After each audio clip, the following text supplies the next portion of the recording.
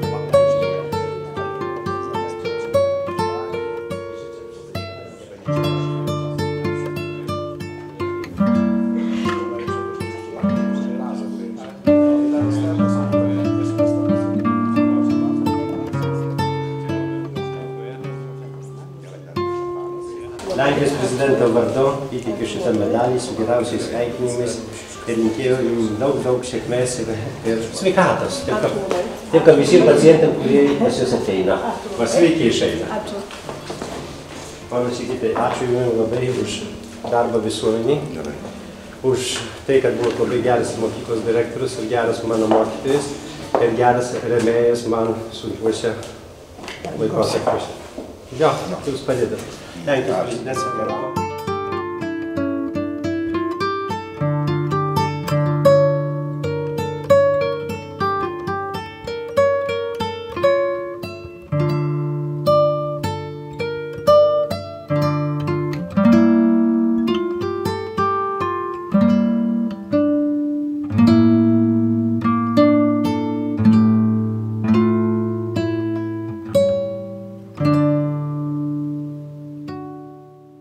Gyvenime būna visko.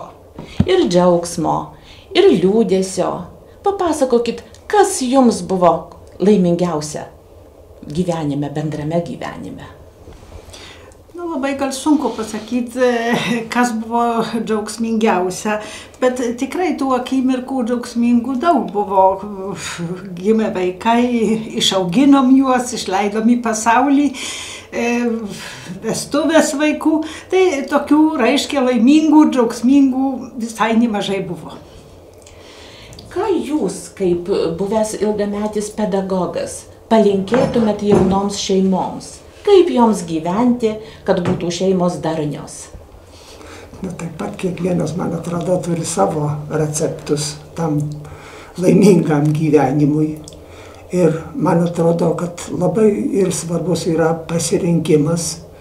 Gal taip jau su jumoru pasakysiu, kad aš labai ilgai rinkausi, kol pagaliau sukūrėm šeimą, bet manau, kad tas mūsų pasirinkimas buvo vis dėl pasitvirtino, kad ir dabar galim švęsti šitokį gana garbingą 50 metų bendro gyvenimo jubiliejų.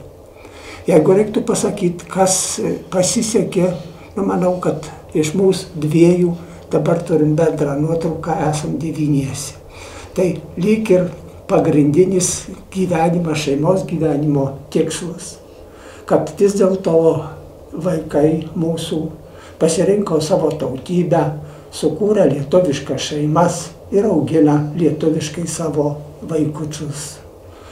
Tai mūsų sąlygom, mūsų bendruomeniai yra tas be galo reikšminga. Gal tik tiek, kad nesurasdami šitam krašte darbo, o jie būtų gal ryžęsi, jeigu būtų galimybės įsidarbinti, baigę studijas, jie pasirinko savo gyvenimui Lietuvą ir dabar tenai gyvena. Tai ir tas reikšminga, kad nepasirinko emigracijos, kad nepasirinko kažkur Jungtinių Amerikos valstijų, nes ir vienas, ir kitas buvo išvažiavę, pasitikrino ir vis dėlto jie mato savo gyvenimą susijusį su tauta, su jos likimu. Gydytoja, o koks jūsų receptas darniai šeimai, gražiai šeimai? Čia sunkus receptai, lengviau gal vaistų receptus rašyti. Bet darniai šeimai reikėtų tokio susiklausimo, truputį nuolaidumo. Jeigu ir kyla kažkokios problemos, kalbėtis ir, manau, toks ir banalus, ir meilė čia eina. Ir taip, kad ištverėm 50 metų ir labai džiaugiamės ir toliau vienas kitą ramiam ir aš manau, kad labai gerai sekasi. Tai mes jums ir linkime, kad tolesni metai irgi būtų tokie pat laimingi, kad jie bėgtų, bet nebėgtų per greitai, kad būtų laiko šeimai, savo, šypsenai, pasigrožėti gamta ir kitais dalykais. Sveikiname taip pat nuo mūsų portalo žiūrovų lankytojų.